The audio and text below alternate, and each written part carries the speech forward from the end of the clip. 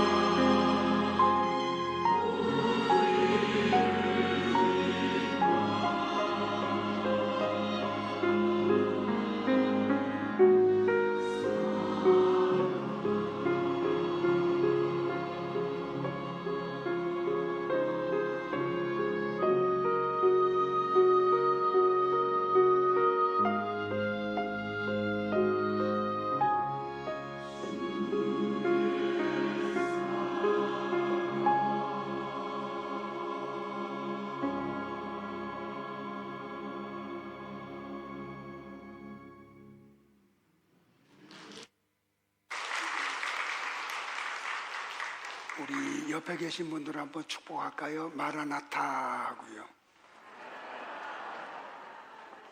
알고 인사하신 거죠? 다시 한번 인사할까요? 예수님 다시 오십니다 하고요. 요한계시록의 대주제가 뭐냐면 예수 그리스도가 다시 오신다라는 거예요.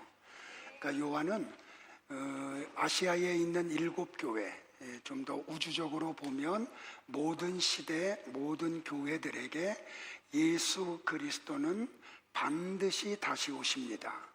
이 메시지를 지금 주고 있어요. 여러분 그거 믿으세요? 예수님 반드시 다시 오십니다.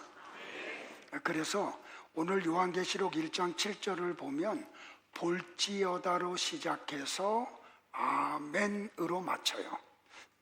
근데 여기 볼지어다라고 하는 헬라어 단어가 뭐냐면 이두예요.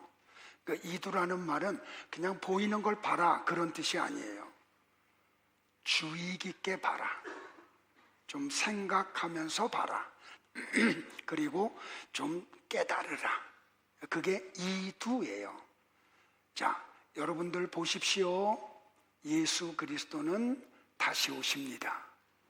믿으시길 바라요. 그리고 뭘로 끝나요? 아멘으로 끝나요. 아멘이라는 뜻이 뭐예요? 네, 맞습니다.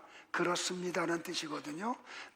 그러니까 주의 깊게 봐라. 뭐를? 예수님은 반드시 다시 오셔. 아멘, 맞습니다.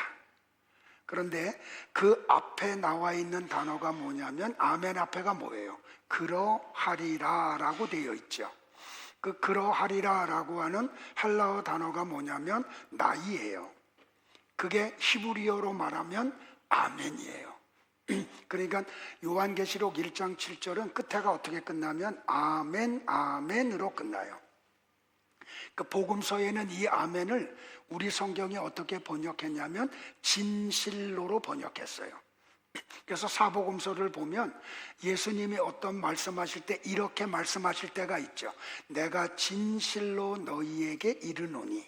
근데 어디를 보면은 반복되죠. 내가 진실로 진실로 너희에게 이르노니. 그게 아멘 아멘이에요. 그러니까 반복한다는 건 뭐예요? 뭔가를 강조하고 싶은 거예요. 그러니까 요한이 지금 편지를 쓰면서 뭐라고 말하냐면 주의 깊게 잘 보십시오. 깨달으십시오. 예수님은 반드시 다시 오십니다. 아멘, 아멘. 그러니까 이거는 불변의 진리라는 사실인 거죠. 그러면서 이제 8절부터 무슨 이야기를 하냐면은 이 얘기를 해요. 예수님이 오실 때까지의 이 세상은 어떻게 펼쳐지는가? 예수님은 어떻게 오시는가? 그리고 예수님이 다시 오시면 세상은 심판을 받는다. 그래서 성도들은 하나님의 나라에 들어가서 영생을 하고 세상 사람들은 지옥의 던지움을 받아서 영벌을 받는다. 그러면 성도들이 가서 영생하는 하나님의 나라는 어떤 곳인가? 그렇게 요한계시록을 통해서 요한은 이런 내용을 설명하고 있습니다. 그러니까 요한은 지금 로마의 가이사 황제로부터 박해를 받고 있는 교회들에게 지금 힘들지요? 그런데 주님은 반드시 오십니다. 그러니 인내하세요. 힘을 내세요. 위로하고 격려하고 있어요. 그런데 예수님이 어떻게 오신다 그래요? 예수님이 구름을 타고 오신대요. 그런데 요한이 이 요한계시록 1장 7절의 말씀을 하면서 그냥 막 하는 게 아니고 다니엘서 7장 13절에 예언된 말씀을 인용해서 1장 7절을 이야기해요. 자, 다니엘 7장 13절을 다 같이 볼까요? 시작. 내가 또 밤 환상 중에 보니 인자 같은 이가 하늘 구름을 타고 와서 옛적부터 항상 계신 이에게 나아가 그 앞으로 인도되네.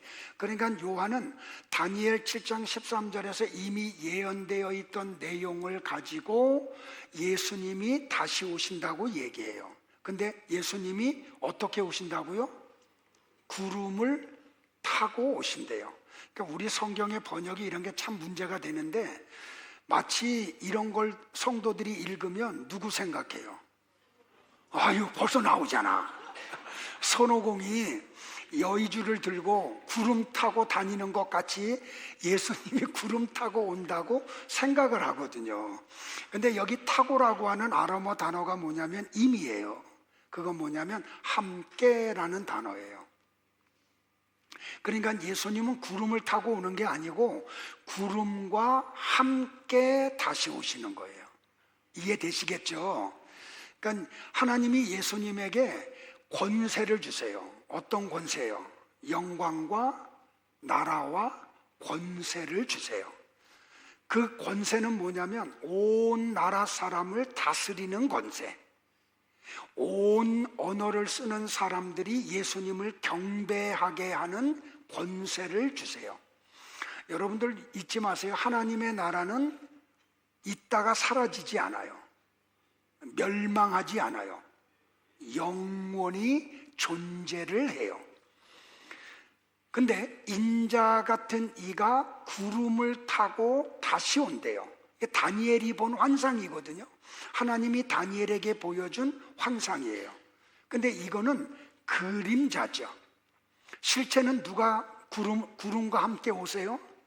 예수님이 구름과 함께 와요. 그래서 요한계시록 1장 7절 구름을 타고라고 하는 헬라어 어구를 보면 이렇게 되어 있어요. 메타톤 네펠론이라고요. 이게 뭐냐면 메타라는 전치사가 뭐냐면 함께라는 말이에요. 그러니까 구름과 함께 예수님이 다시 오신다고요. 그러면 우리는 성경을 통해서 하나님이 구름을 우리에게 어떻게 설명을 했는지를 알아야 되잖아요. 그분이 구름과 함께 오신다 그랬으니까. 그럼 구름과 함께 오시는 예수님은 뭐하러 세상에 오시는가? 자, 성경에 보면 구름은 하나님의 영광을 의미해요. 여러분들 구름하면 제일 떠오르는 게 뭐예요? 출애굽기. 자, 이스라엘 백성들이 애굽에서 나온 다음에 광야 40년의 세월을 보낼 때 하나님이 낮에는 뭘 보내주세요? 구름 기둥을, 밤에는 불 기둥을 보내주시죠. 여러분들 그러면 이 기둥이 뭐냐는 거예요. 그냥 우리는 막연하게 성경을 보고 하나님이 낮에는 구름 기둥, 밤에는 불 기둥으로 이스라엘 백성들의 더위를 식혀주고 추위를 막아주고 그들의 가는 길을 인도했다, 이렇게만 생각하잖아요. 자, 출애굽기 16장 10절에 보면 구름이 뭔지를 출애굽기의 저자인 모세가 성령의 감동을 받아서 정확하게 우리에게 가르쳐 줬어요. 같이 볼까요? 시작. 아론이 이스라엘 자손의 온 회중에게 말하매 그들이 광야를 바라보니 여호와의 영광이 구름 속에 나타나더라. 자, 구름 하니까 거기에 뭐가 따라와요? 여호와의 영광이 구름 속에 나타났다라고 이야기를 해요. 자, 이 구름 이야기가 또 어디에 등장하냐면 역대기에 등장을 해요. 자, 다윗이, 하나님의 마음에 아팠던 다윗이 자기는 그 레바논의 백향목으로 지어놓은 왕궁에 거하는데 여호와의 언약궤는 아직도 성막에 있는 걸 보고 가슴 아파하죠. 그래서 이 언약궤를 놓을 성전을 건축할 마음을 품어요. 그래서 그 속마음을 나단 선지자에게 이야기를 하죠. 그 나단 선지자가 왕의 마음이 참 좋다고 그렇게 하자고. 그런데 나중에 하나님이 나단 선지자를 통해서 다윗 왕에게 뭐라 그래요? 너는 피를 많이 흘렸으니까 내 성전을 짓지 마. 그 대신 네 아들로 짓게 할게. 그런데 여러분들 여기서 다윗의 마음이 얼마나 아름다우냐면 이거는 내 사명이 아니구나 하고 그냥 모른 척할 수 있잖아요. 근데 그는 아들 솔로몬이 예루살렘 성전을 짓기에 필요한 모든 준비물을 완벽하게 준비해놔요. 자, 그리고 솔로몬 왕이 된 후에 하나님으로부터 지혜를 받아가지고 예루살렘 성전을 건축하죠. 자, 성전을 다 건축한 다음에 봉헌식을 해요. 그 봉헌식의 장면이 어디에 나오냐면 역대하 5장 13절과 14절에 나와요. 자, 그 장면을 한번 같이 또 합독을 할게요. 시작. 나팔 부는 자와 노래하는 자들이 일제히 소리를 내어 여호와를 찬송하며 감사하는데, 나팔 불고 재금 치고 모든 악기를 울리며 소리를 높여 여호와를 찬송하여 이르되 선하시도다, 그의 자비하심이 영원히 있도다 하매, 그때에 여호와의 전에 구름이 가득한지라. 제사장들이 그 구름으로 말미암아 능히 서서 섬기지 못하였더니, 이는 여호와의 영광이 하나님의 전에 가득함이었더라. 자, 성전 봉헌식을 하는데 얼마나 웅장해요, 여러분들. 나팔 부는 사람들이 나팔을 크게 울려 불어요. 재금 치는 사람들이 재금을 쳐요.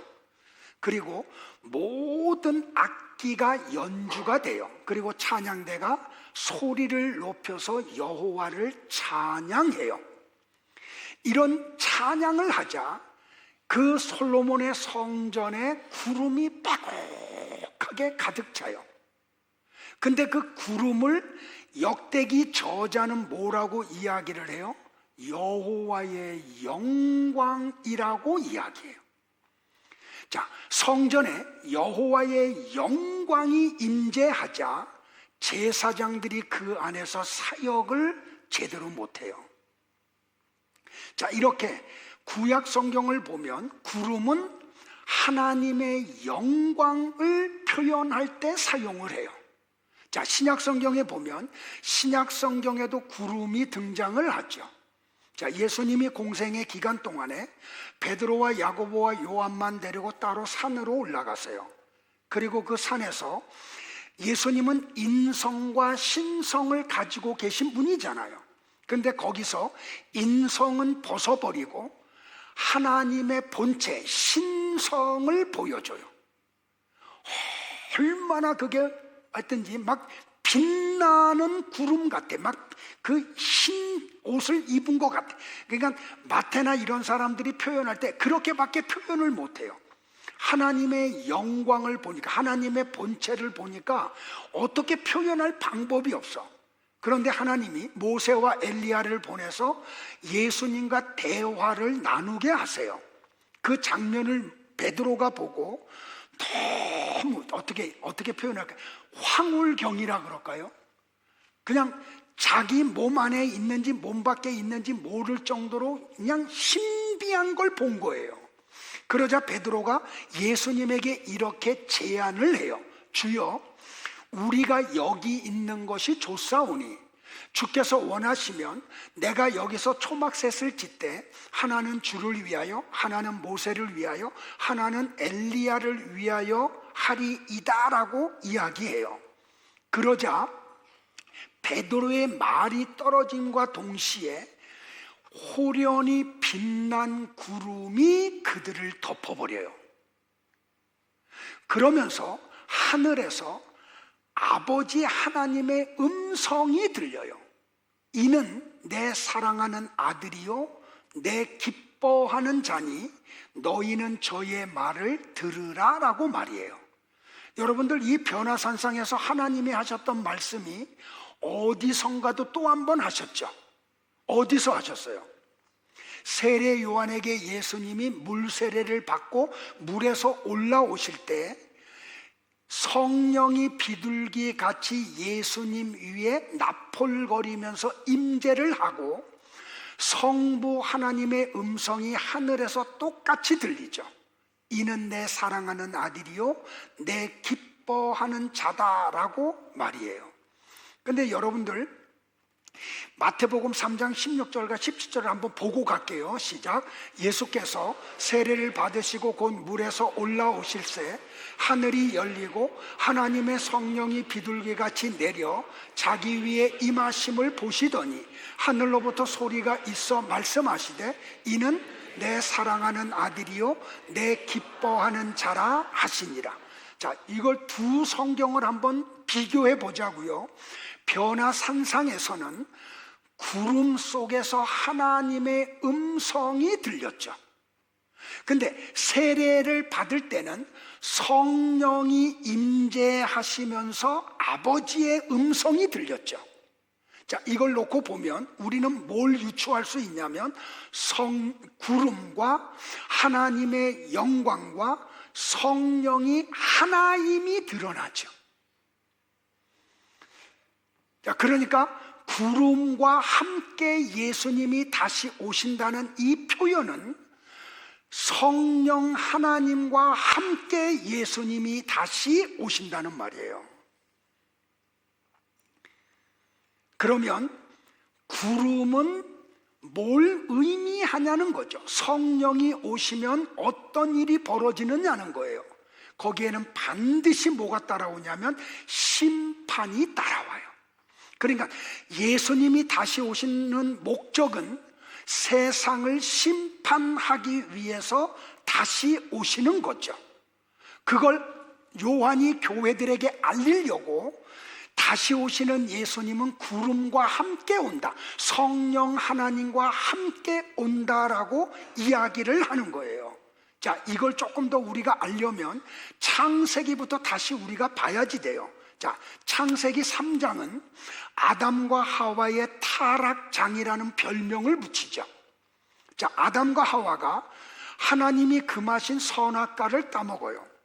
그때 하나님이 아담과 하와, 죄인이 된 아담과 하와를 찾아오죠.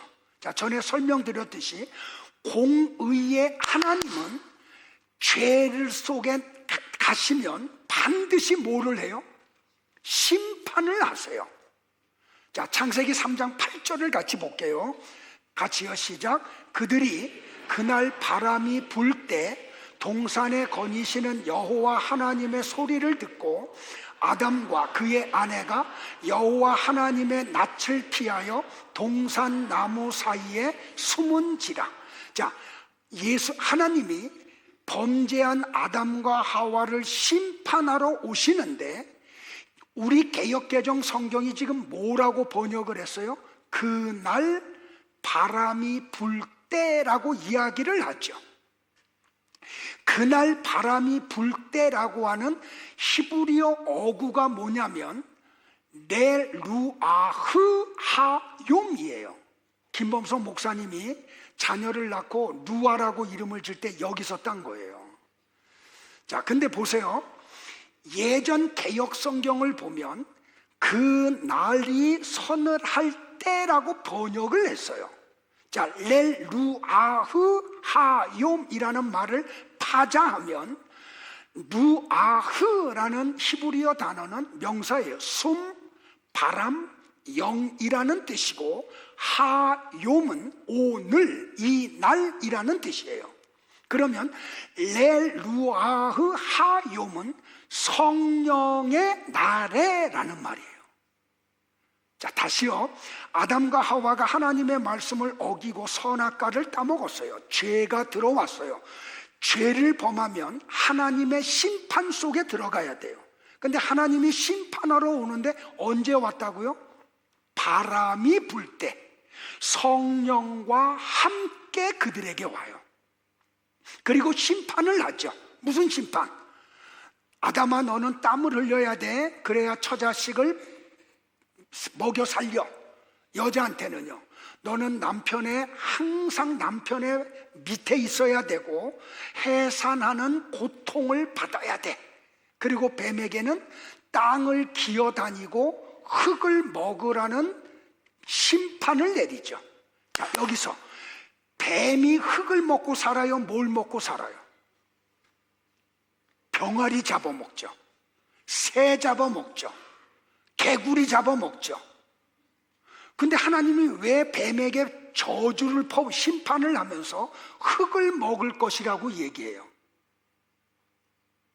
사람이 뭘로 지음받았어요? 흙으로 지음받았어요. 그러니까 사단은 공중 권세를 잡고 우는 사자와 같이 흙으로 지음받은 인간들을 찾아다녀서 그들을 지옥으로 데려가는 거예요. 그 얘기를 창세기 3장부터 하나님이 하신 거예요. 근데 언제 오셨다고요? 바람이 불 때. 그래서 설교자가 그래서 필요한 거예요. 그러니까 하나님이 성령과 같이 에덴 동산에 오셔서 아담과 하와와 뱀을 심판하신 거예요. 여러분들, 하나님의 심판이 얼마나 무서운지 아셔야 된다니까요. 그러면 마지막 날에 예수님이 다시 오시는데 구름과 함께 와. 구름 타고 아니에요. 여러분들 성경 지금 가지고 있으면 그 타고라는 말을 지우고 함께라고 바꾸세요. 그런데 그 구름은 뭐라고요? 성령님이라고요. 그러니까 마지막 날에 예수님은 보혜사 성령님과 함께 이 땅에 오신다고요. 자, 이거를 마태복음 3장에서 세례 요한을 통해서 이게 뭔지를 하나님이 우리에게 이미 계시해 줬어요. 자, 같이 볼까요? 시작. 나는 너희를 회개하기 위하여 물로 세례를 베풀거니와 내 뒤에 오시는 이는 나보다 능력이 많으시니 나는 그의 신을 들기도 감당하지 못하겠노라. 그는 성령과 불로 너희에게 세례를 베푸실 것이요 손에 키를 들고 자기의 타작마당을 정하게 하사 알곡은 모아 곳간에 들이고 쭉정이는 꺼지지 않는 불에 태우시리라. 자, 지금 세례 요한이 베푸는 세례는 무슨 세례? 물세례. 그걸 다른 말로 무슨 세례? 회개의 세례. 지금 요한은 회개의 세례를 베풀었어요. 근데 많은 유대인들이 말라기 이후로 영적인 암흑기를 400년을 넘게 보낸 그들이 갑자기 광야에 외치는 소리, 하나님의 소리가 400년 만에 들린 거예요. 그러니까 막 열광하는 거죠. 그래서 광야로 몰려왔다니까요. 요단강에 와서 세례 요한에게 세례를 받았다니까요. 근데 세례 요한은 자기에게 회개의 세례를 받으러 오는 유대인들에게 뭐라고 말하냐면, 나는 너희에게 물로 세례를 베풀지만 내 뒤에 오시는 분은 불과 성령으로 너희에게 세례를 베푸실 거야. 그러니까 세례 요한은 지금 무슨 이야기를 하냐면, 불과 성령으로 세례를 베푸신다고 이야기하면서 그 다음 절에 뭐라고 이야기를 해요? 알곡은 모아 곳간에 들이고 쭉정이는 꺼지지 않는 불에 태우신다는 심판 이야기를 하죠. 그러니까 예수님이 오셔서 베푸는 불과 성령의 세례는 곧 뭘 얘기한다고요? 심판을 얘기한다고요. 자, 이전에 들었던 설교를 다시 한번 여러분들이 기억을 더듬어서 찾아내가지고 노아 홍수 심판 사건 보자고요. 자, 그거 노아 홍수 심판을 세례라 그랬죠. 자, 하나님의 심판이라 그랬잖아요. 근데 그 물로 하는 심판을 누가 대신 받아요? 방주가. 그 방주는 그림자라 그랬죠. 방주의 실체는 누구라고요? 예수님. 그러니까 하나님의 심판을 누가 대신 받아요?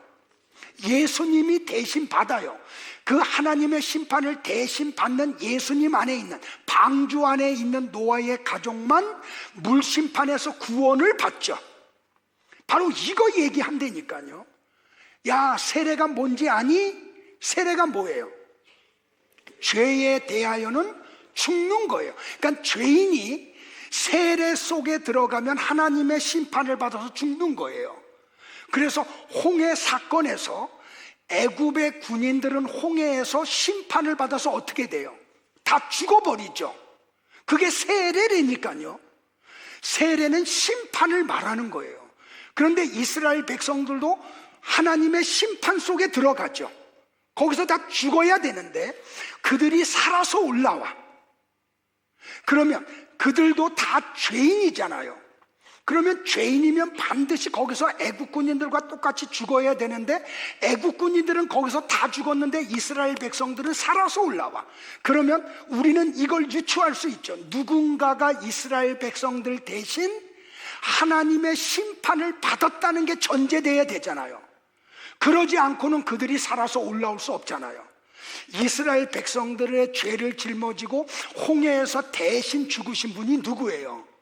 예수님이라니까요. 지금 이 이야기를 지금 요한이 하고 있는 거예요. 그럼 예수님이 다시 오시면 심판하러 오신다니까요. 그럼 어떻게 한다고요? 알곡은 모아서 곳간에 드리고, 이건 뭐예요? 성도들은 하나님 나라로 드리고, 쭉정이들은 불에 태워 번든다는 건 뭐예요? 영원히 꺼지지 않는 불이 있는 지옥에 던져서 영벌을 받게 한다는 거예요. 여러분들, 이 날이 반드시 있어요. 제발 부탁하는데, 이 목사가 하는 말을 롯의 사위들이 농담으로 여겼듯이 여러분들은 그냥 농담으로 여기거나 지나가는 이야기로 듣지 않기를 주의 이름으로 축복을 해요. 자, 그러면 예수님이 재림하는 모습을 지구촌에 있는 모든 사람들이 동시에 보도록 오신다고 그랬어요. 자, 아시아가 낮이면 유럽과 미국은 밤일 수 있죠. 거꾸로 유럽과 미국 쪽이 낮이면 한국이 밤일 수가 있어요. 그러니까 우리 주님이 재림하실 때 아시아 사람들만 알게 아시아가 낮일 때 오거나 미주 사람들만 알도록 미주가 낮일 때 오는 게 아니고 전 세계 사람들이 알도록 낮이 됐든 밤이 됐든 다 알도록 오세요. 조금 이따 설명드릴게요. 자, 그러면 지금은 성도라는 사람들만, 교회 다닌다고 다 성도 아니에요. 성도라는 사람들만 예수님이 반드시 다시 오신다는 걸 알고 있죠. 여러분들 인식하고 있죠. 그래서 믿음으로 그날을 준비해요. 성도들이요. 그런데 보세요. 예수님이 재림하시는 모습을 모든 사람이 보는데 요한이 뭐라고 이야기하냐면 그를 찌른 사람도 보게 오신다 그래요. 예수님이 재림하신 모습을 그를 찌른 자들도 본다. 협의적으로 해석을 하면 2000년 전 당시 골고다 언덕에서 예수님을 십자가에 못 박았던 로마의 군인들도 본다는 뜻이에요. 예수님의 옆구리를 창으로 찔렀던 사람들도 보게 된다는 거예요. 빌라도도 볼 거예요. 가이사 황제도 볼 거예요. 예수님의 재림하는 그 모습을. 그 예수님을 십자가에 못 박도록 앞장섰던 가야바와 안나스도 볼 거예요. 그를 격렬하게 반대했던 장로들과 대제사장들과 서기관들과 바리새인들과 사두개인들과 유대인들도 볼 거예요.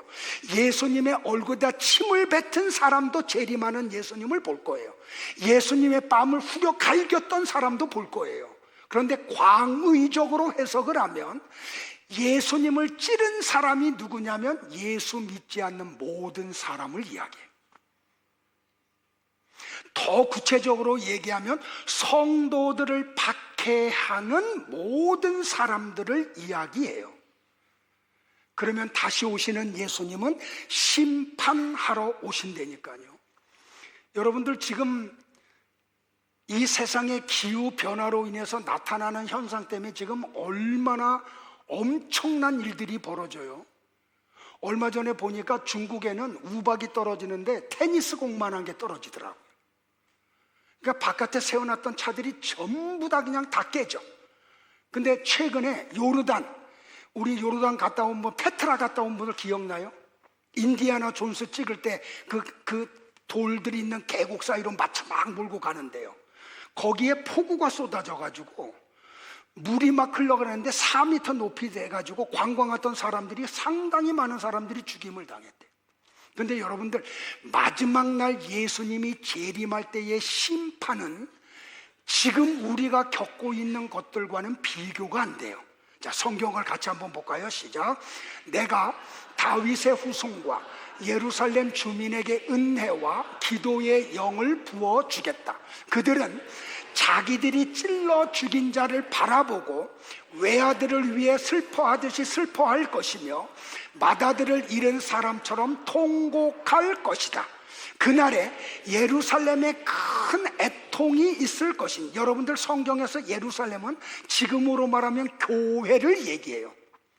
예수님이 재림하는데 교회 안에서 애통 소리가 터진대요. 이게 무슨 말이에요?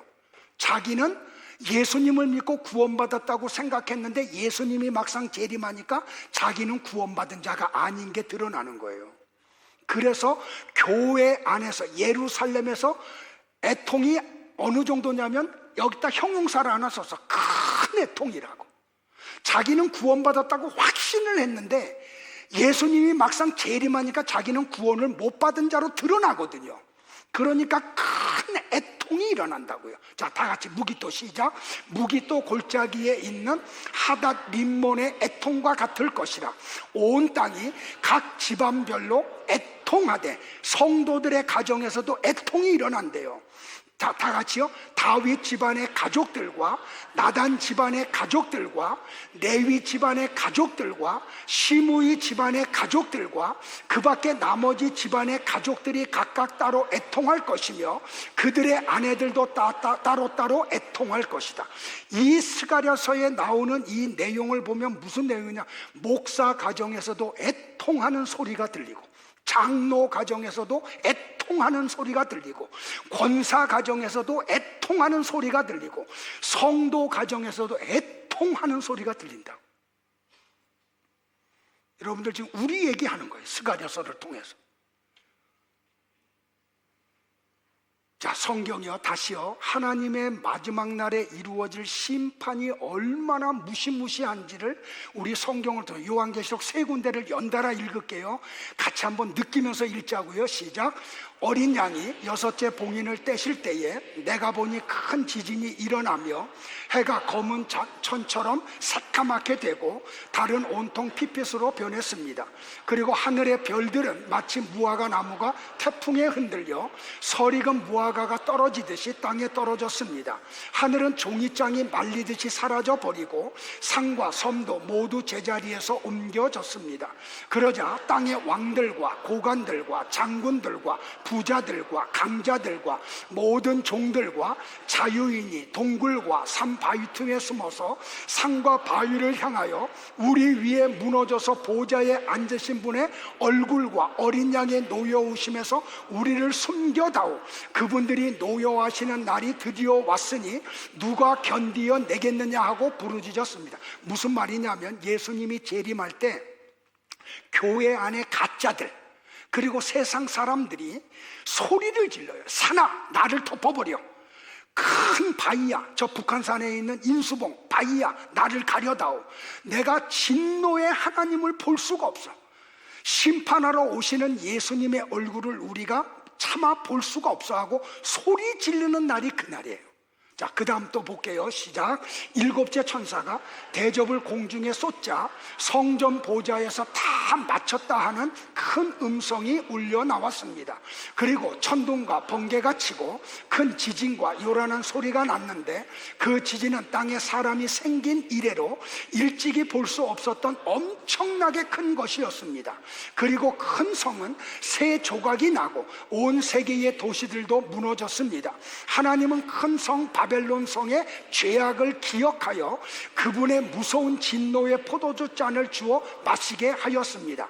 그러자 모든 섬은 사라져 버리고 산들도 자취를 감추어 버렸습니다. 또 무게가 약 50kg이나 되는 큰 우박이 하늘에서 쏟아져 사람들 위에 떨어졌습니다. 그 우박의 재난이 너무 엄청나서 사람들은 하나님을 저주했습니다. 자, 또 한 군데 또 볼게요. 같이요 볼까요? 시작. 그 고난의 기간이 지나면 해가 어두워지고 달이 빛을 내지 않을 것이며 별들이 떨어지고 천체가 뒤흔들릴 것이다. 그때에 내가 온다는 징조가 하늘에 나타날 것이니 세상의 모든 민족이 통곡할 것이다. 그들은 내가 구름을 타고 능력과 큰 영광으로 오는 것을 보게 될 것이다. 예수님도 친히 다시 오실 것을 말씀하셨다니까요. 근데 잘 들으세요. 예수님이 다시 오시는 날은 더 이상 회개의 기회가 주어지지 않아요. 오시기 전에 회개의 기회는 끝나버려요. 예수님을 믿고 싶어도 그때는 믿을 수가 없어요. 그런데 여기서 나오는 통곡은 잘못했습니다 하고 회개하는 통곡이 아니에요. 후회와 분노의 통곡이에요. 믿는 부모들을 향한 자녀들의 분노의 통곡이에요. 후회의 통곡이에요.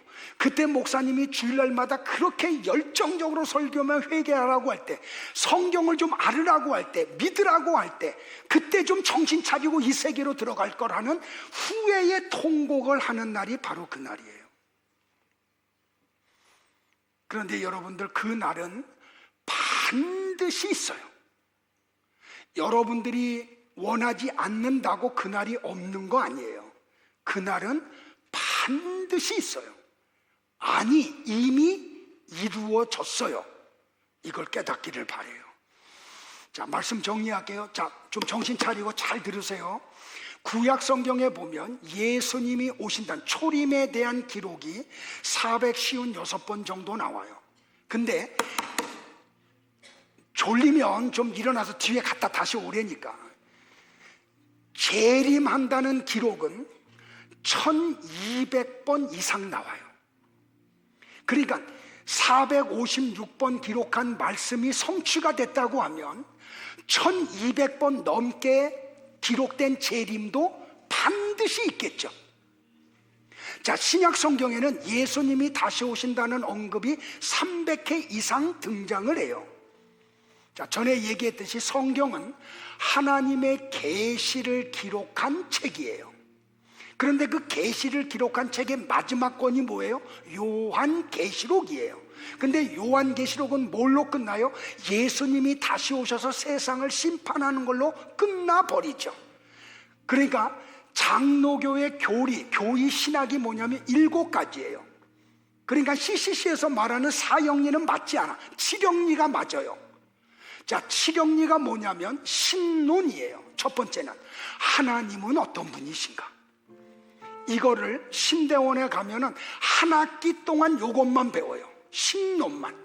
두 번째는 뭐냐면 인간론이에요. 인간은 어떻게 창조를 받았고, 인간들 속에 어떤 경로로 죄가 들어왔고, 죄가 들어온 인간들은 마지막에 어떻게 되는가. 이게 인간론이에요. 이것도 한 학기 동안 배워요. 세 번째는 뭐냐면 기독론이에요. 다른 말로 하면 그리스도론. 예수님은 어떤 분이신가? 그분이 오셔서 무슨 일을 하셨는가? 그게 기독론이에요. 네 번째는 구원론이에요. 성도의 구원은 어떻게 이루어지는가? 다섯 번째는 성령론이에요. 성령 하나님은 어떤 분이신가? 성령 하나님이 이 땅에 오셔서 어떤 일을 하시는가? 여섯 번째는 교회론이에요. 교회는 어떤 곳인가? 교회는 어떤 종류가 있는가? 마지막이 뭐냐면 종말론이에요. 그러니까 장로교의 교회학도 종말론으로 끝나요. 이건 뭘 이야기하냐면 예수님의 재림은 반드시 있다는 걸 의미해요. 자, 따라서 재림을 망각한 교회는 진짜 교회라고 할 수 없어요. 그러니까 설교 시간에 죄에 대해서, 천국과 지옥에 대해서, 마지막 날에 대한 설교가 없는 교회는 그 교회는 진짜라고 말할 수 없어요. 왜? 성경이 이걸로 마치기 때문에. 자, 재림을 생각하지 않는 사람은 그리스도인이라고 할 수가 없어요. 그래서 우리 교회는 설교 때마다 예수 하는 거고, 설교 때마다 천국 지옥 얘기가 나오는 거고, 설교할 때마다 마지막 날이 있다는 것을 여러분에게 자꾸 경고하고 있는 거예요. 그러면 여러분들, 우리 교회가 진짜라는 게 드러나죠. 아멘 한 분들에게 복이 있을 때, 이분들이 깨달은 분이야. 자, 보세요 여러분들. 에녹이라는 사람은 예수님보다 수천 년 전에 살다 간 사람인데 예수님이 다시 오신다는 걸 알았어요. 그리고 그걸 증거했어요. 자, 유다서를 같이 볼까요? 시작. 아담의 7대 손 에녹이 이 사람에 대하여도 예언하여 이르되 보라, 주께서 그 수만의 거룩한 자와 함께 임하셨나니 이는 무사람을 심판하사 모든 경건하지 않은 자가 경건하지 않게 행한 모든 경건하지 않은 일과 또 경건하지 않은 죄인들이 줏을 거슬려 한 모든 완악한 말로 말미암아 그들을 정죄하려 하십니다. 에녹도 이 이야기를 했다니까요. 예수님도 당신의 제자들에게 다시 오실 것을 분명하게 언급을 했어요. 요한복음 14장 2절과 3절을 또 볼까요? 시작. 내가 너희를 위하여 거처를 예비하러 가노니 가서 너희를 위하여 거처를 예비하면 내가 다시 와서 너희를 내게로 영접하여 나 있는 곳에 너희도 있게 하리라. 천사들도 예수님이 다시 오실 것을 명백하게 이야기를 했어요. 같이 볼까요? 시작. 갈릴리 사람들아, 어찌하여 서서 하늘을 쳐다보느냐? 너희 가운데서 하늘로 올려지신 이 예수는 하늘로 가심을 본 그대로 오시리라. 그러니까 예수님이 다시 오신다는 것은 성경이 일관되게 외치고 있는 내용이에요. 그러면 예수님이 언제 오시나요? 우리는 그거를 알 수 없어요. 그런데 오늘 본문에 보면 굉장히 중요한 진리를 알 수가 있어요. 자, 여기 성경에 구름을 타고 오시리라 라고 하는 어구 가운데 오시리라는 동사가 뭐냐면 에르케타이예요. 이 에르케타이는 에르코마이, 원형이 에르코마이거든요. 에르코마이의 단수 3인칭 단수 현재 능동태 직설법이에요. 다른 건 다 잊어버리고 현재 능동태라는 것만 기억하세요. 이 말은 뭐냐면 이미 주님은 하나님 나라에서 출발하셨다는 거예요. 이미 오고 계세요. 그런데 예수님이 오실 때 어떻게 오세요, 여러분들? 데살로니가서를 보면 바울이 이렇게 말해요. 호령과 천사장의 소리와 하나님의 나팔 소리와 더불어 오신대요. 그러니까 아시아가 낮이든지 저 유럽과 미주 지역이 낮이든지 밤이 있는 지역에 있는 사람들까지 알 수 있도록 여러분들 주님이 재림할 때 이 우주가 떠나갈 정도의 큰 호령 소리와 더불어 주님이 다시 오세요.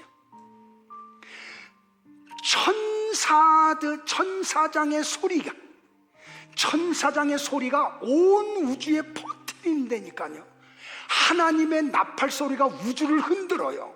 그런 가운데 주님이 다시 오세요. 그러니까 어떤 사람도 주님이 다시 오심을 모를 수가 없어. 왜? 우주가 흔들리니까. 우주가 흔들릴 정도의 호령과 천사장의 소리와 나팔 소리와 더불어 주님이 오시기 때문에. 그런데 주님은 이미 오고 계시다니까요. 여러분은 지금 호령과 천사장의 소리와 나팔 소리가 들리세요? 저는 들려요. 그래서 미치겠어요. 너무 임박한 걸 저는 아는데 정말 죄송한 얘기, 아직 남아있는 분들 가운데도 이 말씀 속에 못 들어가고 있는 분들이 내 눈에 너무 많이 보여요. 그래서 막 가슴이 끓어요. 저 상태로 가다가 죽으면 지옥 가는데 그게 내 눈에 보이니까. 그래서 이렇게 설교 때마다 여러분에게 이렇게 그냥 하지 못할 짓까지 하면서 설교를 해요. 왜? 한 명이라도 더 천국 백성 만들려고.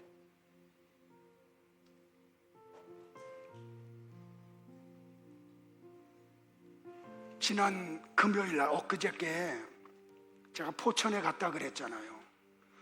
선교사님이 제가 간다는 이야기를 듣고 교회 바로 옆에 계곡이 있어요. 거기에다가 비치 파라솔을 쳐놓고 의자를 2개를 갖다 놓고 그 다음에 자기가 키운 옥수수 4개를 쪄가지고 바구니에다 놓고 구론산인가요? 그거 냉장고에 넣다가 시원하게 2개 갖다 놓고, 그래서 아내랑 같이 계곡물에 발을 담그고 선교사님하고 담소를 나눴어요.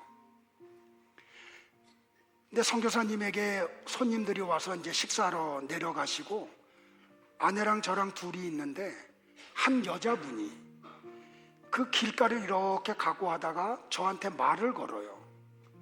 죄송한데 우리도 거기 계곡에 가서 나도 물에 발을 담글 수 있느냐고. 그래서 내 것도 아닌데 하나님 건데 오시라고, 와서 같이 더위를 식히라고. 그래서 중년의 여자 한 분이 와가지고 같이 물에 발을 담그고 더위를 식히고 있는데 자꾸 대화가 되는 거예요. 그래서 나보러 누구냐요? 그래서 나 이종률이라고. 아니 직업이 뭐냐고. 그래서 목사라고 그랬어요. 그랬더니 자기 얘기를 해요. 자기가 섬기는 교회가 서울 명일동에 있는 명성교회 옆에 있는 삼각교회래요. 근데 2년 전에 원주로 이사를 갔대요. 근데 그 원주에서 수요 예배를 한 번도 안 빠진대요. 명일동까지. 금요 기도회를 안 빠진대요. 월삭 새벽 예배하면 월삭 새벽 예배를 새벽에도 온대요. 비가 오나 눈이 오나. 그러니까 같은 교회 교우들이 그런데요. 아니 그럴 거면 뭐하러 이사 갔냐고. 다시 이사 오라고.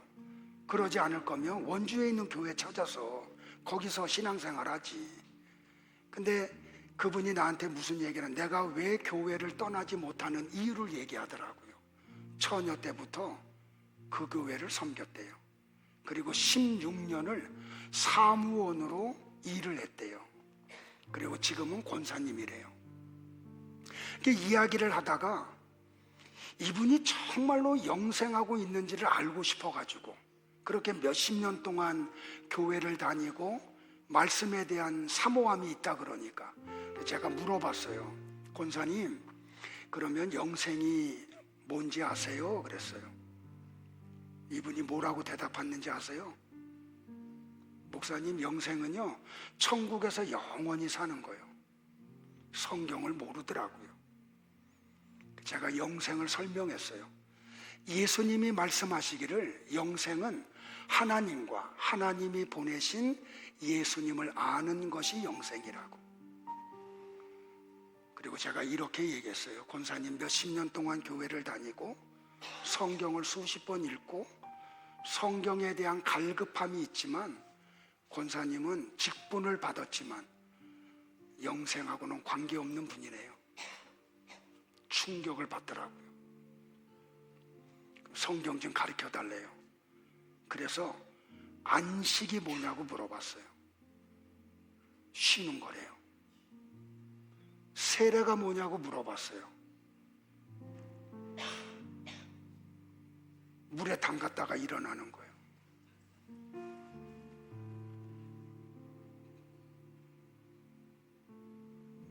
그 빛이 뭐냐고 물어봤어요. 성경을 읽었지만 몰라요. 그래서 2시간 동안 성경을 조목조목 가르쳐 줬어요. 어느 순간 이 권사님 눈에서 이슬이 맺히더라고요. 오늘 목사님 안 만났으면 큰일 날 뻔했다고. 내가 짓궂게 물어봤어요. 근데 여기까지 어떻게 오게 됐냐고. 자기 태어나서 그 골짜기 처음 왔대요. 나도 처음 갔고. 하는 말이 교회에서 금토 주일 3일 동안 수련회를 왔대요. 근처에. 그러니까 교회를 너무 사랑하니까 원주에서 오다 보니까 좀 봉사하려고 일찍 왔대요. 근데 교회에서 봉사할 팀을 아주 스마트하게 잘 짠 거예요. 그러니까 이 권사님이 가서 봉사할 자리가 없는 거예요. 그러니까 뻘쭘하게 있을 수가 없어서 그러고 있는데 그 봉사하던 분이 얘기하더래요. 권사님, 우리 뻥튀기 많이 갖고 왔으니까 뻥튀기 한 3-4개 가지고 가서 저 그늘에서 드시고 있으라고. 그래서 이제 권사님 아무 생각 없이 뻥튀기 가지러 가서 비닐봉지를 이렇게 여는데 어떤 분이 와가지고 막 책망을 하더래요. 권사가 돼가지고 뻥튀기만 먹으려고 그걸 여냐고. 그래가지고 그걸 다시 닫고서는 속이 상해가지고, 그러니까 여러분들 표현을 하면 시험에 들은 거예요. 시험에. 그래가지고 이 마음을 삭히려고 차를 몰고 막 돌아다니는 거야. 그러다가 거기까지 온 거예요. 그리고 나를 만난 거예요. 그리고 그 세계를 알게 된 거예요. 제가 그래서 이런 얘기했어요. 하나님이 권사님 참 사랑하십니다. 나도 태어나서 여기 골짜기 처음 왔고, 권사님도 여기 처음 왔고, 그리고 우리가 만난 지 한 2시간밖에 되지 않는 시간 이런 얘기 나누고, 권사님이 말씀에 대한 사모함이 일어나고, 그러면서 물어봐요. 내 설교가 유튜브에 많이 있다고. 내 이름 물어봐요. 그래서 가르쳐 줬어요. 그랬더니 유튜브에 들어가자마자 팔로우를 하더라고요. 그러면서 목사님, 이제 집에서 목사님 설교를 통해서 성경을 좀 알아가겠다고. 여러분은 성경을 얼마나 아세요? 마음을 좀 열기를 바래요. 그리고 우리 성령 하나님이 좀 도와주시기를 바래요. 지난주에 말씀드린 대로 예수님은 우리의 큰 형님이세요. 근데 그 큰 형님이신 예수님을 성경이 뭐라고 말하냐면 알파와 오메가라 그래요. 그 뜻이 뭐냐면 그분은 창조주이시고 마지막 심판하는 심판주라는 뜻이에요.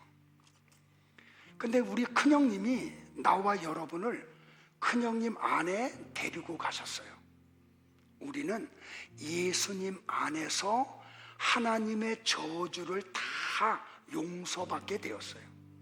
그리고 그분이 우리의 삶을 주관하고 계세요.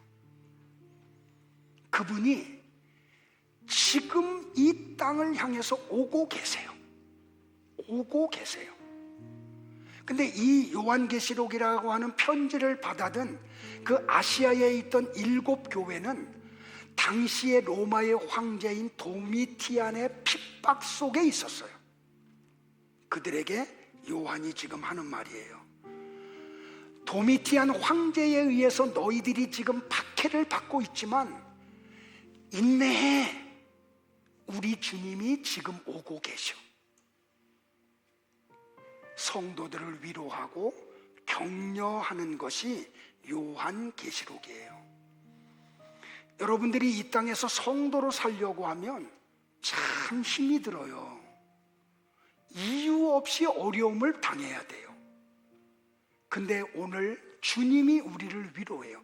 내가 지금 너희들을 위해서 가고 있어. 그러니 인내해. 성도들끼리 서로 위로하세요. 격려하세요. 그리고 이 길을 끝까지 완주하기를 주의 이름으로 축복을 해요. 마치 연극하고 똑같아요. 연극을 가서 보면 선한 사람들이 악인들에 의해서 칼에 맞아 죽고 총에 맞아 죽어요.